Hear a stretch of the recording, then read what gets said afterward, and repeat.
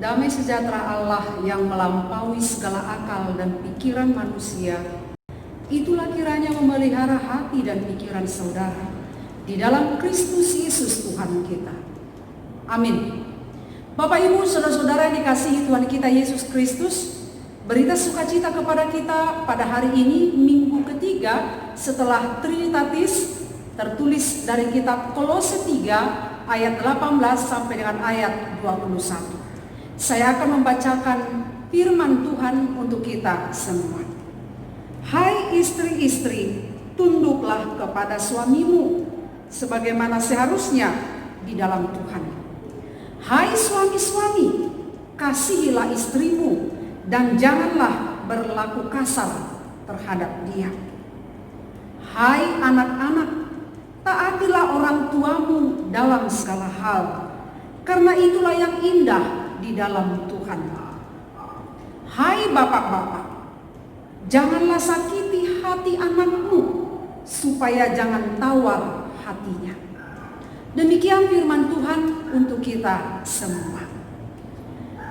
Bapak Ibu, saudara-saudara yang dikasihi Tuhan kita Yesus Kristus, tentu menjadi keluarga yang berbahagia, keluarga yang harmonis adalah impian setiap orang yang sudah berumah tangga dan yang akan berumah tangga. Semua orang menginginkan rumah tangganya bahagia. Semua keluarga menginginkan kehidupannya harmonis. Walau faktanya tidak semua yang berumah tangga itu bahagia. Namun keluarga yang berbahagia bukan berarti tidak pernah mengalami pasang surut dalam kehidupan ini. Keluarga yang berbahagia bukan berarti tidak pernah diterpa persoalan yang berat. Keluarga yang berbahagia bukan berarti tidak pernah mengalami pergumulan hidup.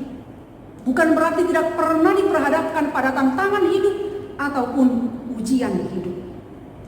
Hal yang sangat wajar jika dalam keluarga ada tantangan, ada masalah, ada pergumulan, ada ujian yang dihadapi.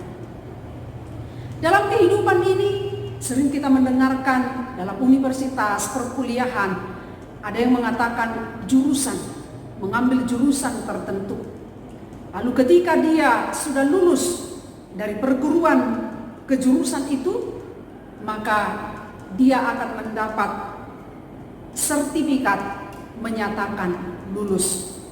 Katakanlah jurusan teologi, jurusan kesehatan, jurusan kedokteran, memasak, dan lain semuanya. Setelah dia lulus, maka dia akan mendapat sertifikat lulus. Lalu bagaimana dengan pendidikan keluarga?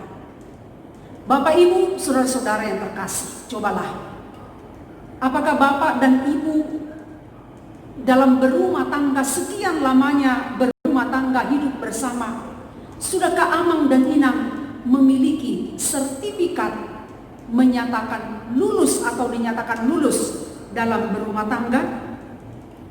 Saya pikir belum ada kita yang mendapatkan sertifikat itu.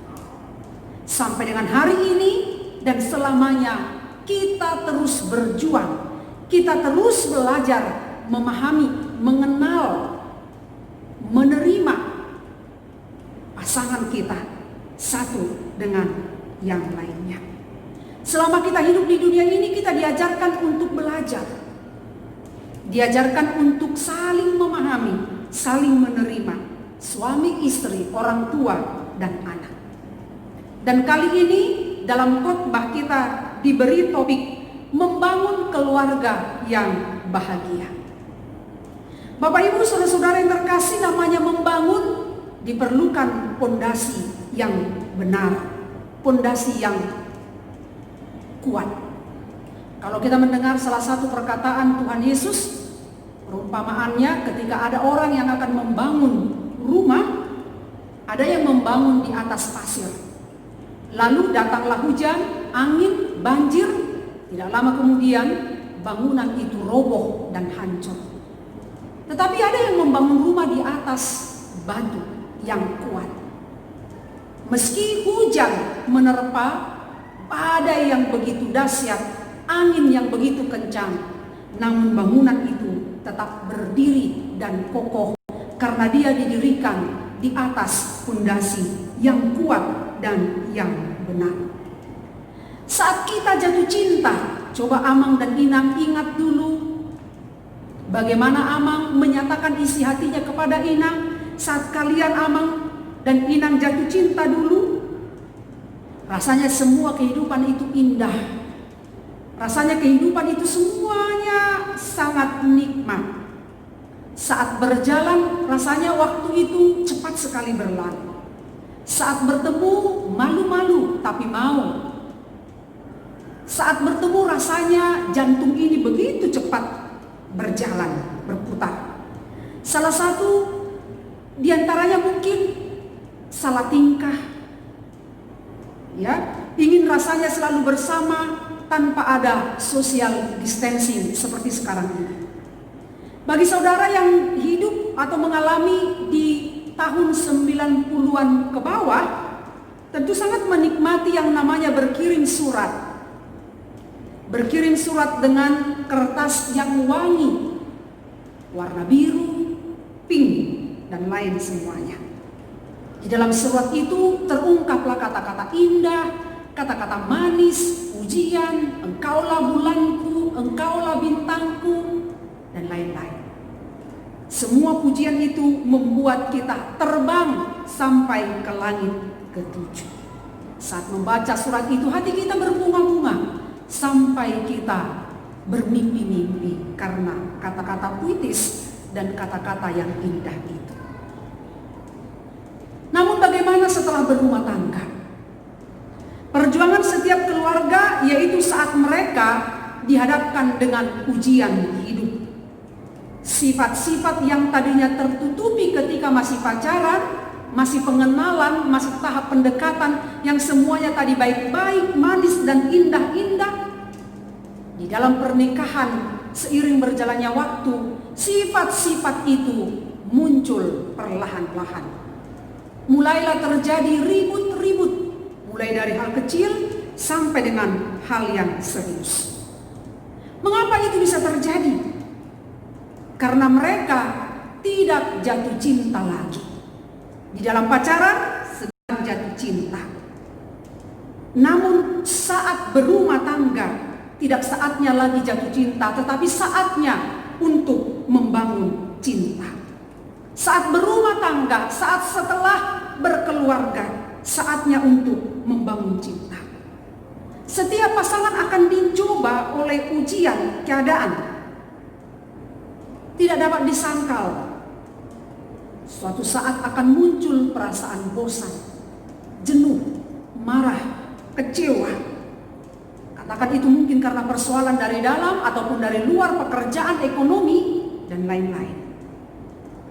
Saudara yang terkasih, sebelum nas kita pada hari ini, sebelum nas kita pada ayat hari ini, Rasul Paulus di dalam suratnya ke jemaat Kolose dikatakan mulai dalam ayat 12 sampai dengan ayat 17, bagaimana kita mengenakan manusia yang baru, mengenakan manusia baru, kelemah lembutan, cinta kasih. Dalam perjalanan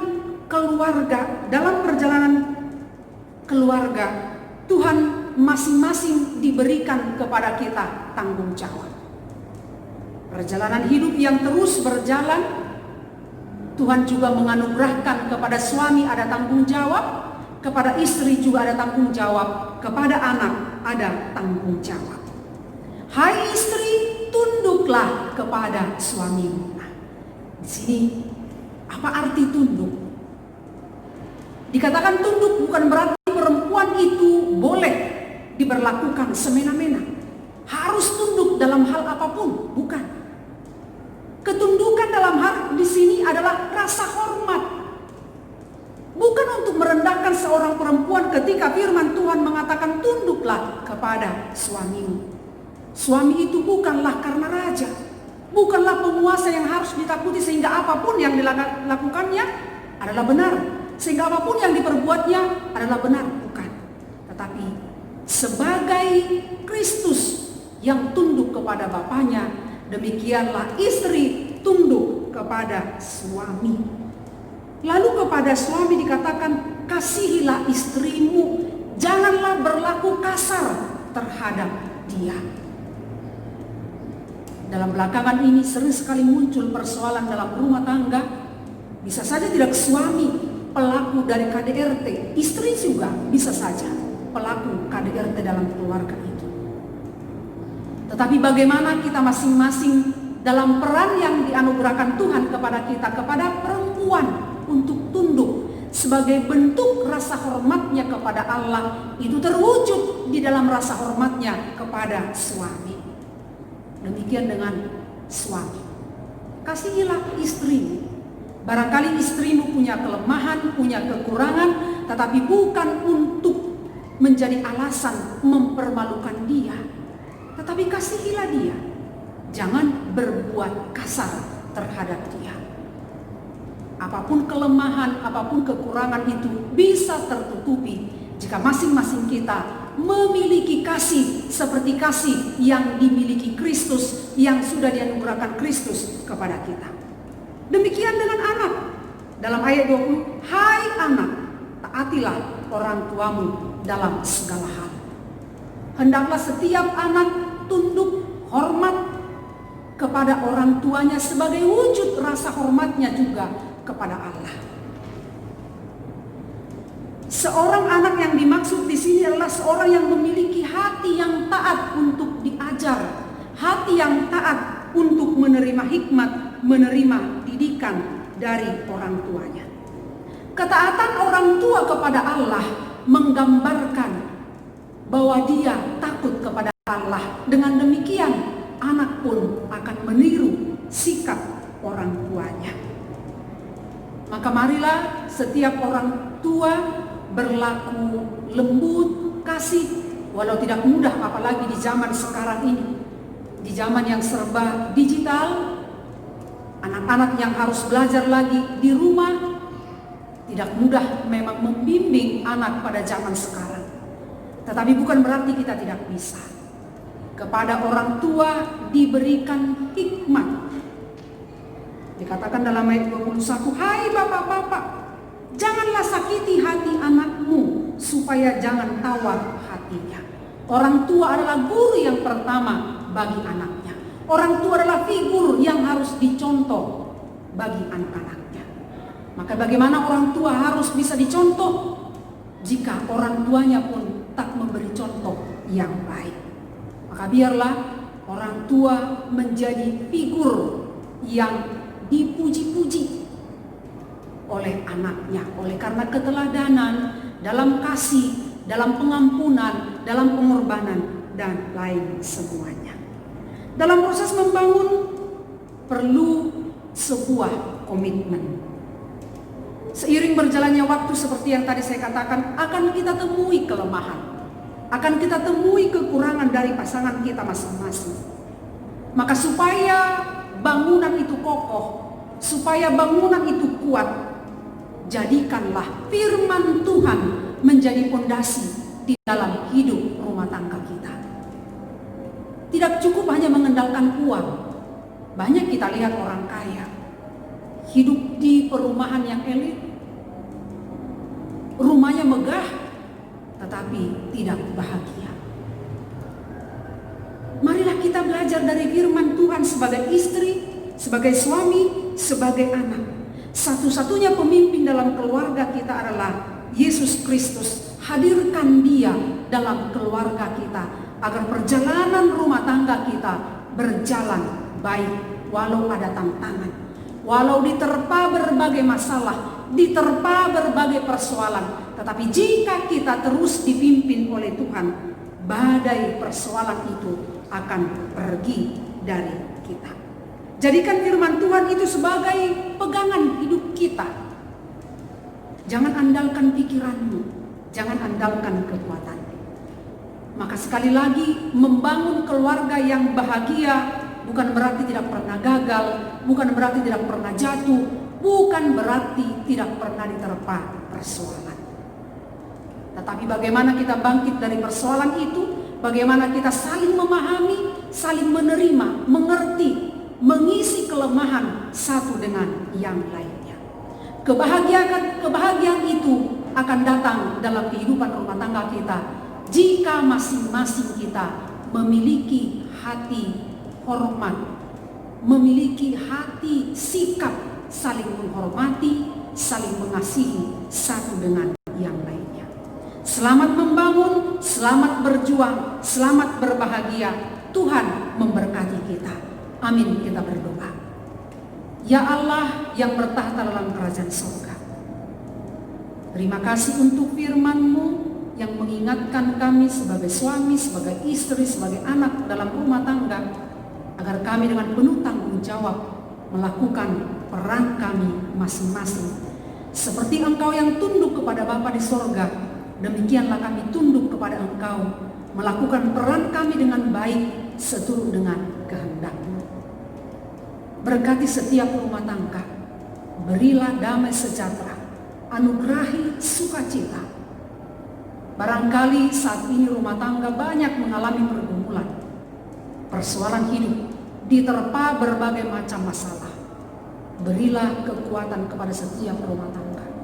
Engkau berikan solusi, jalan keluar, sehingga suami dan istri boleh hidup saling mengampuni, saling memaafkan, menerima satu dengan yang lainnya.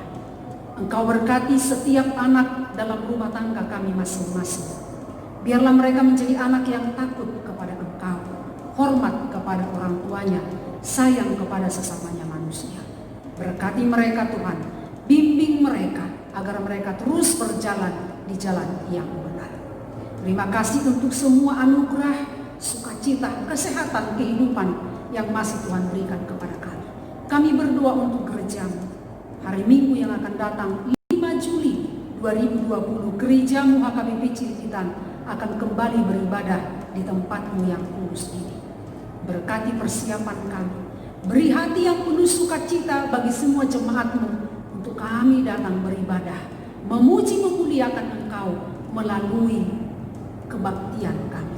Berkati yang berulang tahun, biarlah mereka semua sehat, panjang umurnya, dan Tuhan semakin memberikan sukacita, damai sejahtera dalam kehidupan mereka masing-masing. Terima kasih, ampuni kami atas segala dosa kami. Dalam Kristus Yesus kami berdoa kepadamu. Amin. Terima kasih. Selamat hari Minggu. Tuhan memberkati kita. Horas.